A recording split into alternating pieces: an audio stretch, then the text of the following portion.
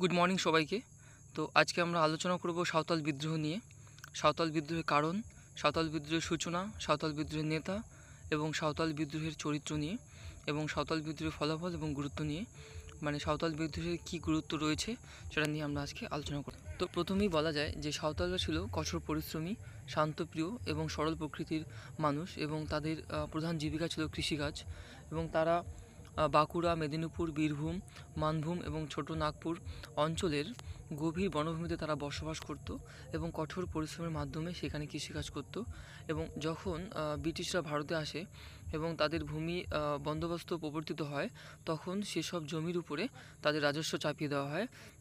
তাই তারা এই অঞ্চল ত্যাগ করে রাজমহলের পার্বত্য অঞ্চল এবং মুর্শিদাবাদের একাংশের বনভূমি পরিষ্কার করে সেখানে তারা বসবাস করতে এবং কৃষিকাজ করতে শুরু করে এবং তারা এই অঞ্চলের নাম দেয় দামিন ইকো বা পাহাড়ের প্রান্তদেশ।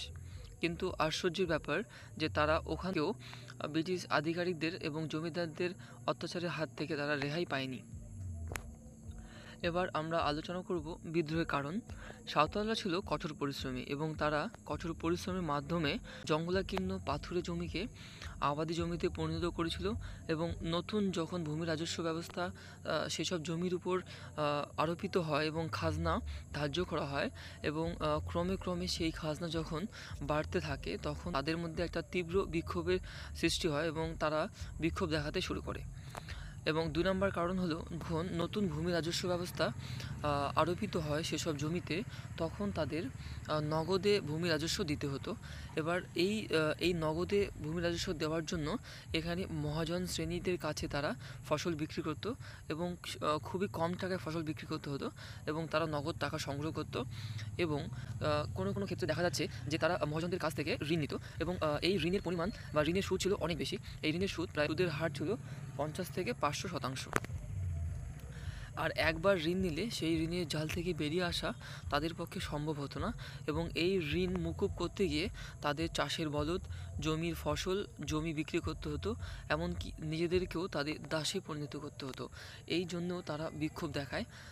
এবং আরেকটি কারণ হলো যে এই অঞ্চলগুলিতে বিদেশি মহাজন এবং ব্যবসায়ীরা তারা এখানে নানান জিনিসের দোকান খুলে বসে এবং ফসলের বিনিময়ে ওই সব চড়া দামে জিনিস কিনতে গিয়ে তারা সহজ সরল সাঁওতালদের কাছ থেকে কোনো জিনিস কিনতো, তখন তারা সেখানে বেশি ওজনের বাটখারা ব্যবহার করত এবং যখন তারা কোনো কিছু জিনিস বিক্রি করত, তখন তারা কম ওজনের বাটখারা ব্যবহার করত। এটাই অ্যাকচুয়ালি কেনারাম বেচারাম নামে পরিচিত।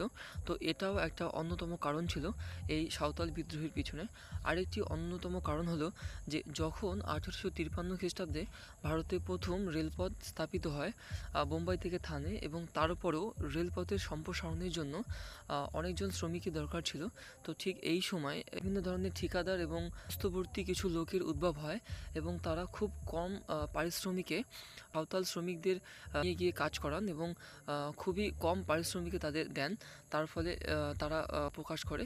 তাছাড়াও যদি তারা কাজ করতে নারাজ হয় বা তারা কাজ করতে স্বীকার না করে, তখন তাদের উপর অত্যাচার চালানো হয়, এমনকি তাদের বাড়ির মহিলারাও তাদের কারণ এই বিদ্রোহের পেছনে।